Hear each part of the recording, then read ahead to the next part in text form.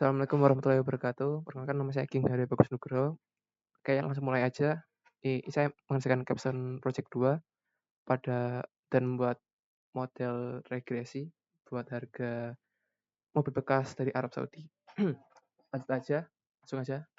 Karena tadi sempat error di videonya, saya ngulang lagi. Tapi udah. Oke, yang pertama langsung ke bisnis problem. Ini buat konteksnya. Terus ada problem statement, ada goals, ada analytical approach, ada metric evaluation. Terus lanjut ke data understanding. Jadi dia ada atributnya, ada tipe, region, make, gear type, origin, option, year, engine size, mileage, negotiable, dan price. Jadi kayak negotiable kayak kalau yang harganya 0 itu bisa dinegosiasi. Langsung aja import library-nya, ada pandas, numpy, matplotlib, ada sama seaborn. Ini buat menghilangkan warningnya sih, buat mengignore warningnya. Ini langsung saja load dataset dari CSV yang data Saudi Arabia user car yang dibagi sama Mas Fikri. Lanjut aja ke distribusi. Ini distribusi untuk harganya. Di visualisasinya jadi kayak gini, pakai seaborn histogram ya. Langsung aja ke ini jumlah mobil. Jadi kayak ada make sama type-nya, brandnya sama modelnya itu ada berapa aja jumlahnya gitu. Di Toyota dia punya 1431 modelnya dan seterusnya gitu. Jadi yang paling banyak itu merek pabrikan Toyota gitu. Oke, lanjut aja langsung, semoga nggak error lagi. Oke, ini buat nge-grouping pakai group by group by brand nama modelnya. Terus ini ada nyari median, ini make median ya. Ini median harga dari make itu brand. Nah, harga dari brandnya. Ini Rolls ada 500.000 mata uang Arab Saudi gitu. Terus lanjut ke ini. Kita oke. Jadi ini ada mobil ada 3 option, ada standar, semi, full, sama full. Jadi kayak dia tuh semakin seriesnya, biasanya kayak seriesnya ada series standar, semi full, sama full. Semakin full dia punya series, maka semakin tinggi lagi harganya gitu. Sini pabrikan mobilnya dan ini mana ya opsinya. Ini buat kesimpulannya dari ini. Lanjut ke lokasi atau region sama origin ya. Nah, dia tuh region origin. Nah, jadi dia di region Riyadh ada 2200 alamat. Alright. Kita ulang. Mana sih? Oh, ini nih. Yang sih? Tadi location. Nah, location. Nah, location. Jadi origin sama region dia buat dari Riyadh tuh ada 2272 dan seterusnya. Dan ini untuk origin dia Saudi itu paling banyak mobil asal Saudi itu yang paling banyak gitu. 4.000 sendiri. Ini buat visualisasinya. Saudi, Gulf Arabic, Order Arab, dan selainnya nggak diketahui gitu. Dari mana asalnya. Ini buat cross check aja. Ini buat negotiable. Jadi kayak semakin banyak oh ini jadi yang kan price-nya 0. Jadi mana aja sih yang price-nya 0? Jadi kayak kalau 0 kan berarti bisa dinegosiasi. Kalau ada harganya berarti kan bisa dinegosiasi. Jadi kayak ini jumlah presentasinya segini. Lanjut ke gear type. Jadi ada 2 gear type, yaitu transmisi, ada manual sama otomatis. Jadi dia yang otomatis lebih banyak, yang lebih mendominasi daripada si transmisi manual gitu di Arab Saudi. Ini distribusi tahun ya. Jadi dia dari tahun 60-an kayaknya dia sampai 2022 dia distribusinya kayak gini. Si engine size versus price.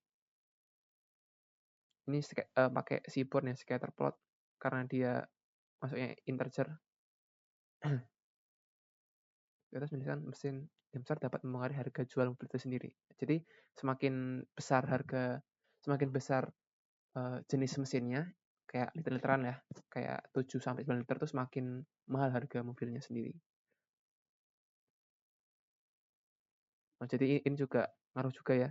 Jadi kayak kalau jarak tempuh yang lebih jarak tempuh yang lebih sedikit tuh biasanya harga lebih mahal, dan begitu juga sebaliknya. Ke data pre-processing, ini typo ya, pre-processing. Ini buat duplikat modelnya aja, jadi variabel baru jadi TF model karena akan dimodeling, di filtering dan di lain-lainnya, dan di training juga model. Makanya kita buat variabel baru ya. Di copy juga. Lanjut aja, ini ya missing value dari heat map. Jadi di dataset ini nggak ada missing value sama sekali. Oke. Terus kita lihat duplikat juga. Ternyata dataset ini ada duplikat, ada 4 duplikat. Oleh karena itu kita drop duplikatnya, yang dari 5624 itu 5624 ya, jadi 5620 gitu. Terus lanjut, nilai missing value-nya ini nggak ada missing value sih. Tuh. Adanya tuh duplikat data.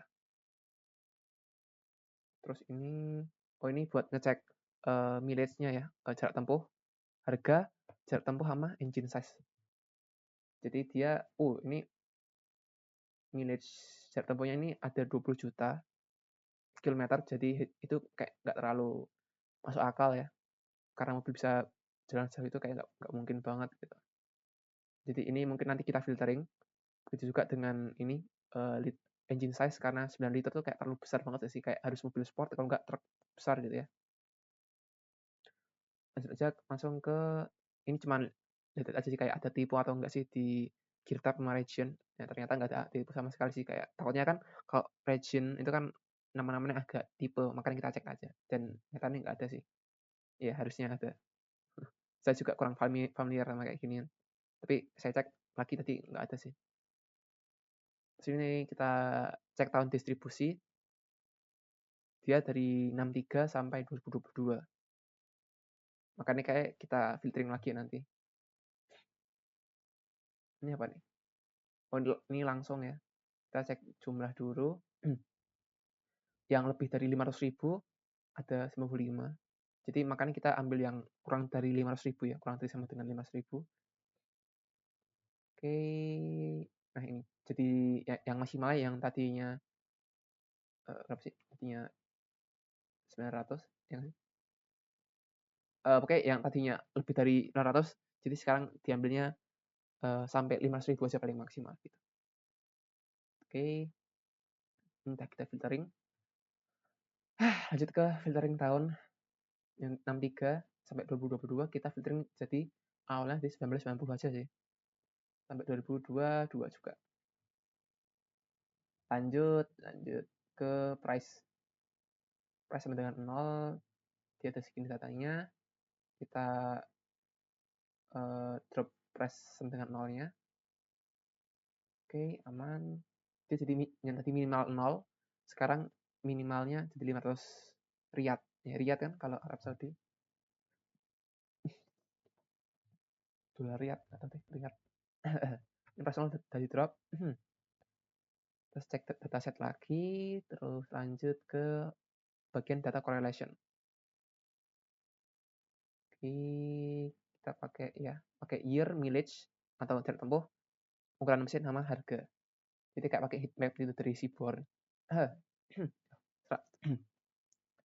Oke, jadi ini kesimpulan visualisasi, ini kesimpulannya. Jadi kayak semakin tinggi kalau untuk tahun semakin baru maka semakin mahal kan. Sedangkan kalau mileage semakin sedikit jarak tempuhnya semakin mahal juga. Kalau untuk engine size semakin tinggi engine size semakin mahal, dan untuk harga dia semakin tinggi karena mereka mengikuti 3 ini ya. Ini ada kesimpulannya. Ini ada box plot juga, outliner detection. Kita mencari outlinersnya. Jadi ini ada fungsi, jadi kita buat fungsi find anomaly pakai rumus yang Q1 Q3 itu. Ini ada IQR-nya, IQR limit bawah, limit atas. Jadi ada IQR limit bawah sama limit atas. Untuk price tuh ini, untuk jarak tempuh ini, untuk tahun ini, untuk ukuran mesin ini. IQR limit bawah dan limit atasnya gitu. Lanjut ke price. Price dia apa?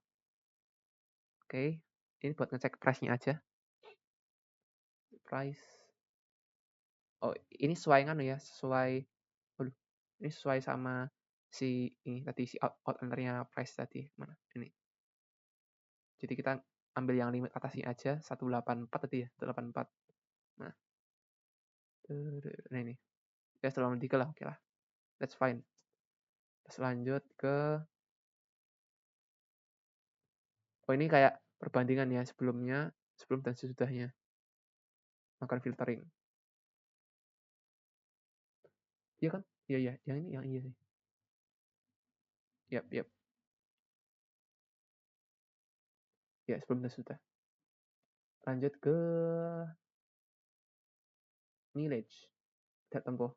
Jadi juga mencari sebelum dan sesudahnya. Yang sebelum dan setelah kami filtering. Saya filtering. Kami enggak. Oke, lanjut. Yang tadinya dari 500.000 saya langsung sampai maksimal 500.000 aja. Jadi ini yang sebelum filtering dan ini sudah filteringnya kayak gini. Udah makin bersih lah. Terus ini buat engine size. Oke, jadi engine size ini ya karena normalnya mesin mobil tuh sampai 7 literan ya, 6 liter 7 liter, makanya saya ambil yang di atas 7 liter, maka enggak akan saya ambil, jadi saya ambil cuma di bawah 7 liter gitu. Jadi ini sebelum dan ini sesudah. Dan untuk tahun yang tadi 63 ya, 63 sampai 2022, saya jadi ambilnya dari awal 90, dari awal tahun 90. Ini buat perbandingannya. Ini yang sebelum, ini yang sesudah filtering. Oke, clean dataset. Ini buat langsung aja ke clean dataset. Ada. Ini cek kembali aja, cek ulang aja sih, nggak masalah. Lanjut ke modeling. Jadi kita nginstal kategori encoder sama install XGBoost karena saya belum install ya. Ini buat library-nya yang dibutuhkan buat modeling. Juga encoding, data splitting, dan juga train and test splitting juga. Ntar kita bisa langsung ke choose a benchmark model. Jadi kita modeling dulu. Mungkin ini ada beberapa yang warningnya entah masih muncul gitu ya. Entah saya salah input data atau apa. Saya juga masih belum nemu sini. Kategori kolom font. Ya mungkin penting masih jalan sih. Kan emang udah hampir deadline juga ya. Ini saya cek-cek lagi. Terus lanjut ke ini juga. Ini buat RMSE pada ini kan ada SGBoost, Random Forest, Vision Tree, Linear Regression, dan KNN. Ini buat RMSE-nya. Terus ini juga buat ya, lihat modelnya dan RMSE, MAE, dan MAPE-nya. Jadi kayak lihat minnya sama standarnya. Jadi yang paling juara tuh yang dari modeling SGBoost-nya ya. Dan yang posisi kedua tuh si Random Forest. Jadi ya, kita langsung pilih aja dua benchmark yang terbaik. Si XGB sama Random Forest. Ini MAE, RMSE, sama MAPE-nya. Terus lanjut ke hypertuning. Jadi kita nge-hypertuning si siapa? Si XGB ya. XGB ya. Si XGB, hypertuning. Mana? Ini data harus 98. Benerin data frame ini hasil tuningannya ya. Skor balance terbaik adalah si XGBoost.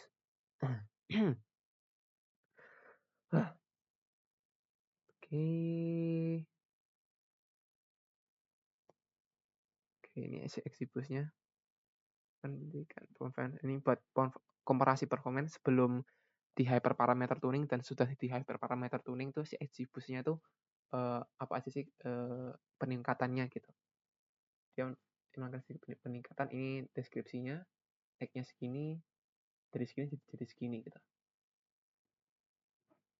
Ini lanjut ke ini modeling prediksinya ya. Prediksinya dia pakai XGB. Ini hasilnya kayak gini. Dari predicted price dan actual price-nya segitu. Terus lanjut ke fitur importance. Dia ini fitur importance.